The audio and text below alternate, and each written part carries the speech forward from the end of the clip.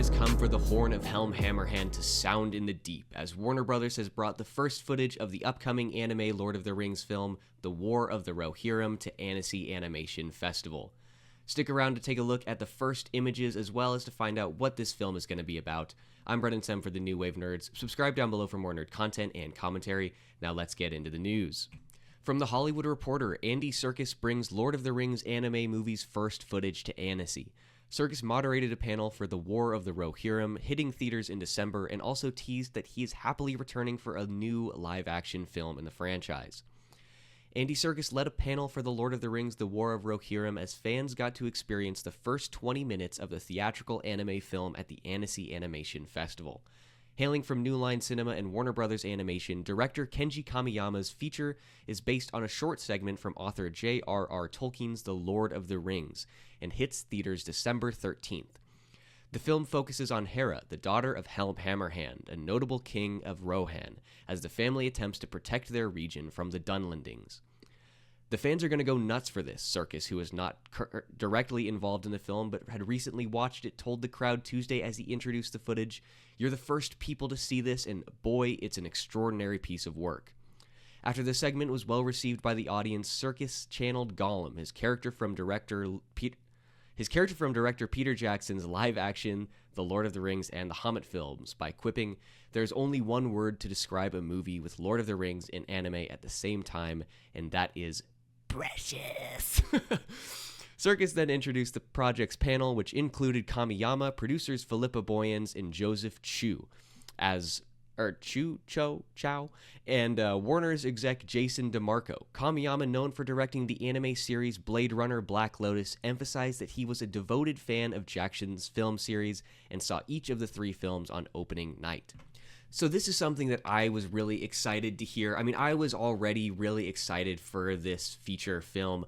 I'm really glad to see that these major franchises, notably recently with Star Wars and now with The Lord of the Rings, that we are expanding out past the traditional genres, right? With the Star Wars, we're getting The Acolyte, which is a bit more of a procedural crime mystery thriller, and now we have this from The Lord of the Rings that is anime. Now that is incredibly interesting to me, and not something that I would have even asked for, right? I have in past been a bit of an opponent towards anime. Recently, I've grown more accustomed to it through the wonderful show that is Attack on Titan. But based off of like some of the first images that we're going to be taking a look at later, the art direction in this, the artwork, the animation looks absolutely incredible. It looks beautiful. It looks epic. It feels like a Lord of the Rings tale. It feels like an absolutely beautiful sort of setting and artwork and design for this type of story. And I'm really glad that we're seeing different genres take on these franchises that we've known and loved. And like I mentioned, I was already really excited for this, but the Andy Serkis seal of approval does bode well for me. I know that he is obviously a massive Lord of the Rings fan. He was a big fan of the books, I believe, before even the role like made his career, right? I know that Andy Serkis has done audiobooks for like the Silmarillion and stuff, and he's very well versed in lore and knowledge here. And so it's the fact that he says it's good. It very well could just be a marketing tactic, but it does fill me with a little bit more hope. I'm really excited to see this. And it also bodes well for me that we're hearing that the director, Kenji Kamiyama, I believe it's Kenji Kamiyama. Yes, Kamiyama. I was trying to find the first name, but I'm fairly certain it's Kenji. But regardless, I am really, really happy that it seems to me like he is a person who cares about the lore and about the franchise and about the films, right? In the article at the beginning there, it's mentioned that Kamiyama went and saw all of the films on opening night. He's a huge fan, and so that also bodes well for me, right? I always love to hear that the creatives behind the project are actually in love with the project themselves, and it feels much better to me, because it seems to me like the creatives then have a stake in the universe and in the story and trying to have a level of continuity, of quality, of themes, of characters, of whatever. It seems it almost always bodes well for me. And this is a complaint that I've levied against Star Wars The Acolyte, right? Granted, Leslie Headland is a Star Wars nerd. She's very well versed in the lore.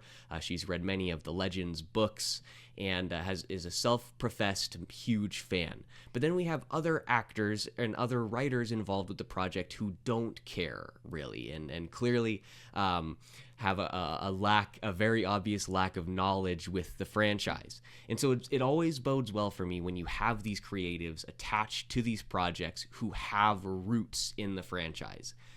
I think it ultimately leads to a much better story, and at the very least, hopefully there is some internal consistency, right, between the things that we've seen in the past and what we're seeing now, even if there is a drastic drop in quality. And so this film, I am incredibly excited to see it. I'm so jealous of the people who went and were able to see those 20 minutes of footage at the Annecy Festival. I'm so jealous. I would have loved to have seen that and to have seen the panel with Andy Serkis and Kamiyama, and I believe Philippa Boyens was there as well, just to hear these people talk and to see a little bit of what we're going to be expecting come December. I'm incredibly jealous. But I also know at the same time that I would be really mad being only able to see the first 20 minutes, right? I would be like, oh, where's the other 2 hours of this? And it would also frustrate me. So I'm aware of that too. But I wish I could see a little bit more. I wish I could see a little bit. Even if they just release a little snippet for the general public, that would probably satiate me a little bit. Or at the very least, if we see a few more images from the actual series. Because as of now, they've only released a select few. I believe they've only released 3 or 4 in total, so there's not much to see there. Like I said, we're going to be taking a look at those a little bit later. But for now, why don't we get back to this Hollywood Reporter article and get down to the end of it. So during the panel, the team announced that Jackson and producing partner Fran Walsh are executive producers on the animated movie, and Jackson appeared via video at the start of the event to introduce the project. Another good sign, having Peter Jackson involved, however, briefly in an executive producer capacity. Kamiyama expressed his appreciation for Boyen's involvement in helping lead the development of the new movie's narrative, given that she co-wrote Jackson's films. Quote, "It was essential that Philippa led the story," the director said through an interpreter. DeMarco discussed the challenge of combining the Lord of the Rings franchise with the world of anime. "We did not want to make an animated version of a Peter Jackson film. We wanted to make a Kenji Kamiyama anime feature film that lives within that world.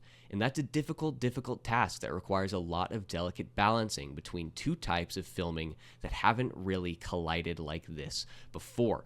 And that is true. That is a fair thing to bring up that I guess I hadn't necessarily thought of before. You don't want it to just be Peter Jackson, right? Because as awesome as those movies are, as amazing as a filmmaker as Peter Jackson is, this isn't him, right? This is somebody else. This is Kenji Kamiyama. And apart from the fact that it's a different director, it's a completely different format and style of film, right? It's a very different beast to produce anime than it is anything else.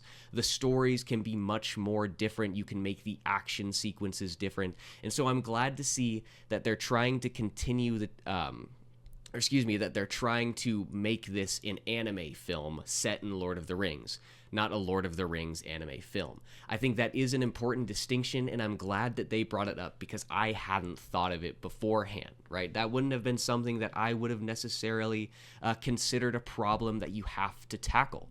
But it is a really, really good point, especially when you have this filmmaker, this creative in Kenji Kamiyama, who is purportedly doing some amazing work in this genre. You definitely don't want anything, maybe contaminating is the proper word.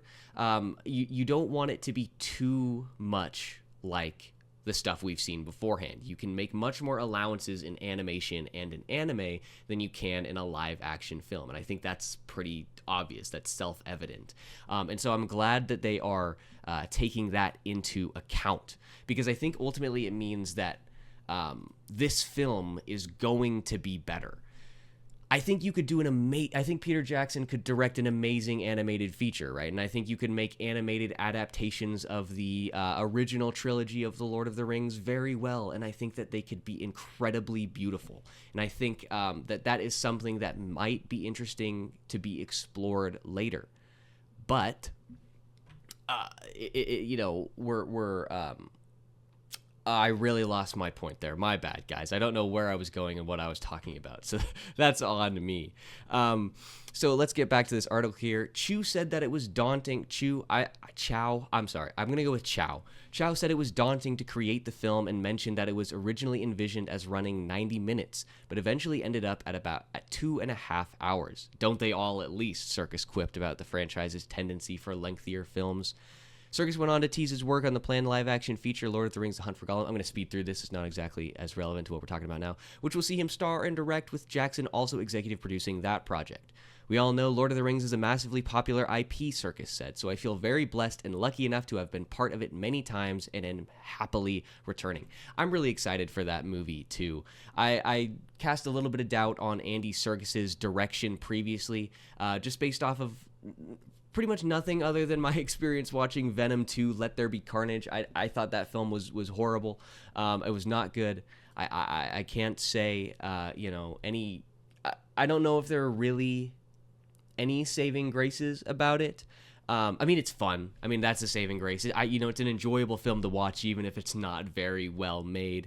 I haven't seen much of other Andy Serkis directed projects. I know that he did a Jungle Book Mowgli story, but I believe that came out at around the same time as the Jon Favreau one, and I chose to watch the Jon Favreau adaptation instead. So maybe I'll have to go back and revisit that. But I am really excited. I'm really interested in that. I do have... At this point, we're going to transition to taking a look at some of the first look images. So I have this from Entertainment Weekly. Meet the rebellious heroine and fascinating villain of the Lord of the Rings anime prequel. So I'm going to skip through some of this. I want to show this image in particular because this is incredibly beautiful to me. I'm a little bit curious as to see what the heck's going on with these guys. Are these just like helmets? Or are they just some weird, I don't know, monster type thing? Are they sort of like an Uruk-hai kind of thing? Or are these the Dunlendings? I'm not 100% sure. But this feels so it's just anime. This is so beautiful. The artwork here is absolutely stunning. I'm really, really excited to see this in motion. I think it's really fun. So this character, as mentioned in the bottom, is Hera. This is the daughter of Helm Hammerhand.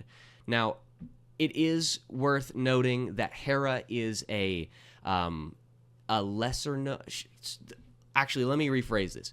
Hera, as a character, is not mentioned in the saga of Helm Hammerhand. However, briefly it shows up in the Lord of the Rings appendices, right? Hera, she's just mentioned as an unnamed daughter, and so. But I believe in the appendices it's mentioned that she plays a major part. It is sort of weird to me that you would make the main focus of this be a character who is unnamed in the appendices. I think there are plenty of named characters that you could take a look at. Now, granted, there are some things with the rights here. I'm pretty sure that they only have rights to what is in the appendices, so this might not necessarily be as an apt comparison, but we can just take a look at the second age in Beren and Luthien. That's an incredibly well established story in universe, and it's even mentioned in the books. Now, like I mentioned, I think they only have rights to what is in the appendices, so I don't know how that would necessarily work out if you could do an adaptation of whatever shows up in the appendices. But I think I'm just using that as an example to show that there are strong characters who are named in the appendices who have beautiful stories that have yet to be adapted to the screen in anime or live action, right? And so I do think it's weird that we're getting an unnamed female lead, right? If you want a female lead, why wouldn't you go with a character that already has an established backstory in universe, something that is well loved in the Lord of the Rings, or not necessarily well loved, because most things from the appendices are pretty obscure, but a character who has a backstory. I think that's a much stronger footing to start yourself on, because look, let's be honest, they're gonna get it's gonna happen. The internet is the internet. You're gonna get criticism for choosing this lead, right? A character who is unnamed in the appendices, and to make them the lead is a bit of a weird choice. I'm not necessarily opposed to it, because I think the story itself will be strong enough that it's not going to necessarily matter. I think the story of Helm Hammerhand is really, really interesting, and I've wanted to hear more about that character since he's name dropped in that wonderful speech by Theoden, and he talks about how the horn of Helm Hammerhand shall sound in the deep one last time before they ride out and meet up with the forces of Gandalf who come from the east. It's such a beautiful scene, and obviously Helm Hammerhand is a dope name, and so I'm glad that they're seeing this. So I'm not necessarily, I don't know, I don't really care. You're gonna get criticism, and so I think you would want to put yourself on a strong footing right at the beginning to sort of give yourself goodwill, right? Because there no matter what, there are going to be people who are mad that it's a female lead, right? But you can at least win over the reasonable people by choosing a female lead who is, well established, or who is moderately well established in the appendices. That's just my thoughts. I still think the story is going to be great, and I'm really excited. It's not, it's not a massive red flag for me. I think the fact that it's being co-written by somebody who wrote the original trilogy, or co-wrote the original trilogy, is a good sign. I think no matter what, it's going to be a good story. Now, let's get back to these images here. Let's get back to this article. I do want to take a note to stop here before we go take a look at the next images to read Kenji Kamiyama's statement here. So he says, quote, "This is the story of the most powerful king in Rohan's history, someone who defeated his enemies with his bare fists. Why did his lineage have to end with him? I think there's a lesson in hubris there, and also for a need for responsibility and awareness in their power. We live in an age where all over the world we face the reality of war again. What then is power? What is the responsibility of those who possess it? Is it something they need to think about by thinking to... Oh, excuse me. It is something they need to think about by thinking together with those who don't." Now, that is... I'm glad that's certainly an interesting theme to explore. It is incredibly prevalent. The consequences of power, especially in an absolute nature that we experience today, and the consequences of power and of its use and the wielding of it, I think is incredibly, incredibly important.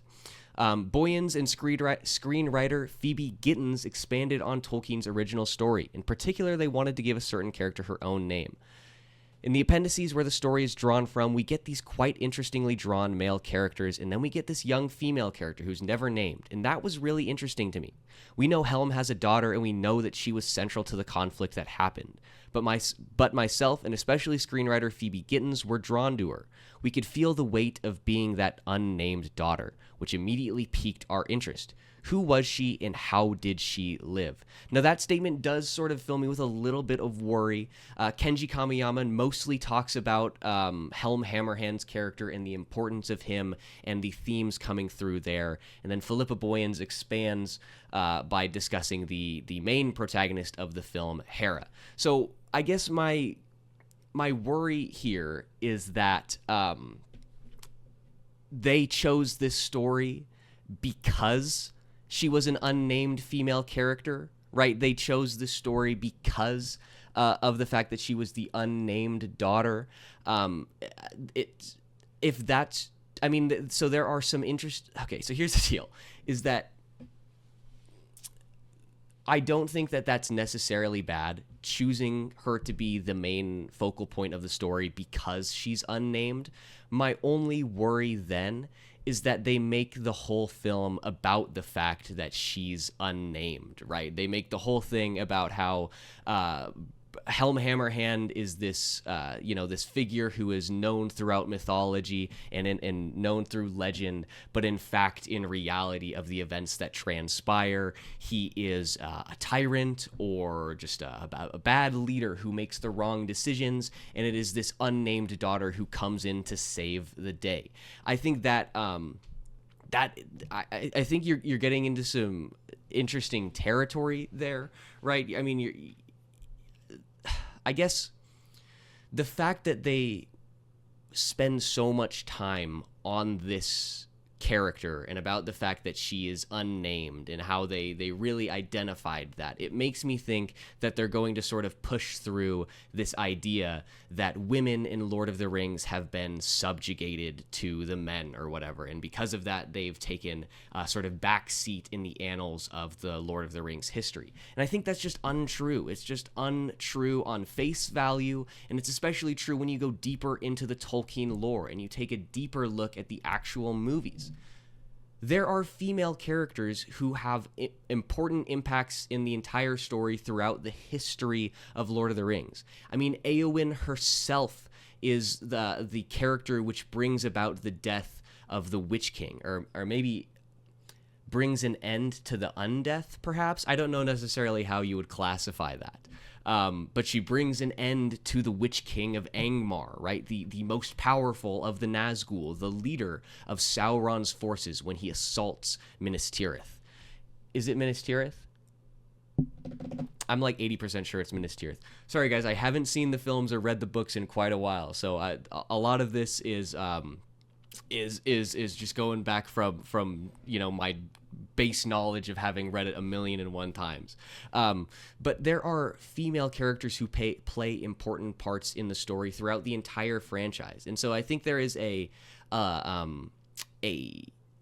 decision being made here to sort of try and act like that actually isn't the case in Lord of the Rings. I think there's it seems to me like the seeds are being planted for a story which tries to right the wrongs and the misogyny of Lord of the Rings in past, and it's completely factually wrong. It's completely not based in any Lord of the Rings property at all. I mean, if you have read the books or seen the movies, I don't think it's fair to say that female characters don't play roles. And they play different roles too, right? We have Éowyn and we have Arwen. Arwen, who plays the love interest, right? Who is an incredibly loving and caring figure. She is the motherly aspect of that. And then you have Éowyn, which is the inverse, the response. This is a woman who wants to go and fight in the war. And because she wants to fight and protect her country so much,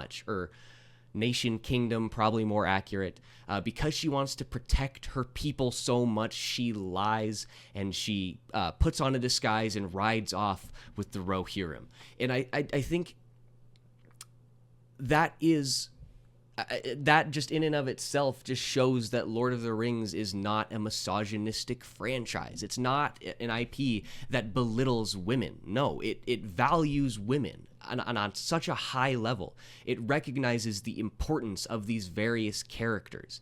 It emphasizes the various roles that women play in society. And so I that's just a fear that I have. I don't know if it's necessarily going to come through in this. We haven't really, I haven't watched The Rings of Power, but we haven't seen much of that in Lord of the Rings. But there has certainly been a lot of that messaging trying to be forced through into other properties. Now, at this point, we're going to go take a look at one of the other images. So this is Wulf. This is the main antagonist of the film, voiced by Luke Pasqualino. Again, just the art here looks amazing. I love the background. I love the way the lighting works here. I wish I guess I wish that this were ever so slightly more warm to reflect the fact that it's from Torchlight. But apart from like it's what a minimal complaint to have. I think this is incredibly beautiful.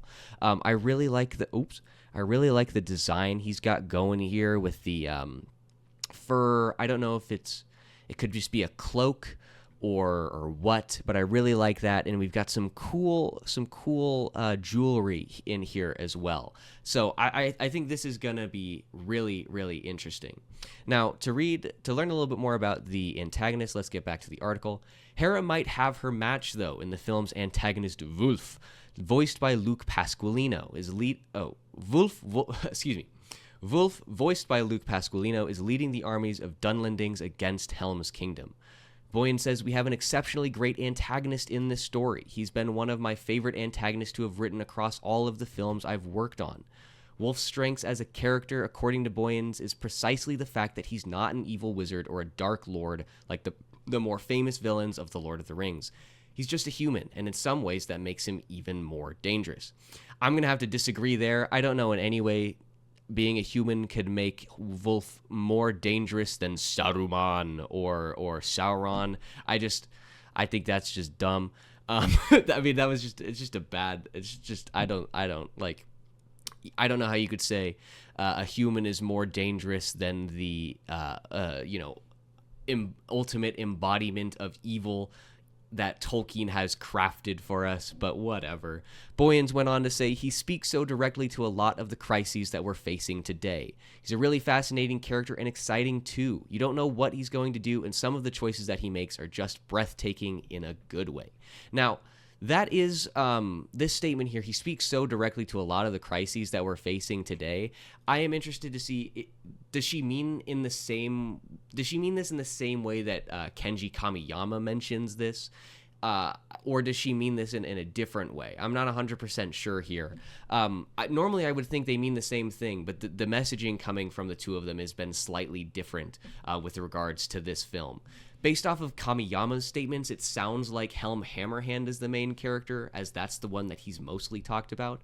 But we know that Hera is actually the main character, as she leads the rebellion against Wulf or whatever. And so, obviously those are the statements that Philippa Boyens made as well are not 100% with Kamiyama, so I'm a little curious to see here if they do mean the same thing, or if Wulf addresses different crises, right? If she means that he's going to tackle some other issue that we've been facing, not necessarily with the responsibility of power, but in some other way. And if I think that's interesting, I think I wonder how they're gonna do this character. I wonder what she means when they say that you're not going to really expect what he's gonna do, and I'm curious to see what that really means, right? We're not gonna expect in what way, in the sense that he's like just crazy, or in the sense that he has motivations that we don't necessarily understand or know at the film. I'm not 100% sure, but I'm really interested. I want to see how these characters develop. I'm really interested to see what they do with Hera and how they bring up Wulf as an antagonist to her. Now, as I mentioned earlier, we do have other image. This is not the only image to be released from the War of the Rohirrim. We also have this, which gives us a look at Helm Hammerhand himself. So here's Hera on the left, Helm Hammerhand here, and then we have Haleth and Hama, both of whom I believe are new introductions, characters who have not been mentioned in past. And again, in keeping with my commentary on the other images, this is just absolutely beautiful. I mean, this is amazing. This really shows the Rohirrim at like the height with the beautiful gold. And is this gold actually, or is this just wood? Now that I'm saying that, it might just be wood that is very bronzed. I guess it's very well stained. But obviously the The costume design is just absolutely amazing. I don't really like this one, actually. Now that I say that, I don't really like this one. I don't know what it is about it. I think it's this thing, whatever this is. I don't know what you would call that, but I don't think I like that. I think if that were taken out, I would probably actually really enjoy it. I like the idea of the white cloak, always really good imagery. And then the design work on Haleth and Helm Hammerhand. Wow, I mean, this is amazing. I really love the way that they do this here. I do hope we get to see quite a bit of oh gee many Christmas. What is it? Where King what is the seat of Theoden's power? It's like Aor. I know that they're called like the Aorlingus. Oh, geez. Let's see. That doesn't say there. Let's see. Why don't we just skip to the War of the Ring? Okay.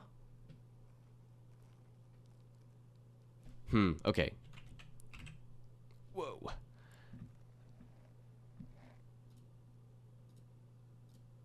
Okay. Let's see. This is not. Oh man, okay. Here, sorry, we just have to. I had to stop here. This is one of the most amazing. I just love this speech, and it's beautiful in the book. You can hear audio of Tolkien reading it himself. Beautiful, and then obviously the adaptation when it was brought over in Return of the King was just amazing. Arise, arise, riders of Theoden, fell deeds awake, fire and slaughter. Spears shall be saken, shields shall be splintered, a sword day, a red day, ere the sun rises. Ride now, ride to Gondor. Death, death, death, forth, Aorlingus. Oh man, what an amazing what an amazing speech. If somebody said that to me, you know that I would be 100% willing to ride into battle the second that I heard that. It would just be amazing. Here we go. I'm just going to do it this way. Seat of Theoden. Meduseld is the Hall of the King. That's not quite what I was asking for. Although I don't blame them for saying that because I did say seat, and the most direct interpretation of that would have been Edoras. There we go. Oh, gee, many Christmas. That was really bothering me. It was really irritating that I couldn't find that. Man, but I do hope we get to see some of this. I'm not 100% sure what is going on in the Kingdom of Rohan at this time. Obviously, Helm's Deep is named after Helm Hammerhand, so presumably that hasn't been built yet. Or at the very least, I would assume that that isn't necessarily the seat of power. Oh, here we go. This is okay. So here we go. This is from Wikipedia. So take this with a grain of salt. But this is the section of that the War of the Rohirrim is going to be based off of. So in 2758, Rohan was invaded by Dunlendings under Wulf, son of Freka, of mixed Dunland and Rohan blood. The king, Helm Hammerhand, took refuge in the Hornburg until help from Gondor and Dunharrow arrived at a year later. What? Soon after this, Saruman took over Isengard and was welcomed as an ally. Okay, so they were under siege for an entire year?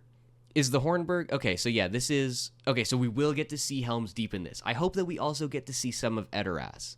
I hope that it's not all just at Helm's Deep. Obviously, we're going to have to see Helm's Deep, and there's going to be some amazing, amazing scenes there. I cannot wait to see the epic battles that Kamiyama directs in this. I think it's going to be incredible. But I do hope we get to see some of Edoras. I would like to see some different versions of that. I hope it's slightly different, if it's not exactly the same as how we see it in the Two Towers.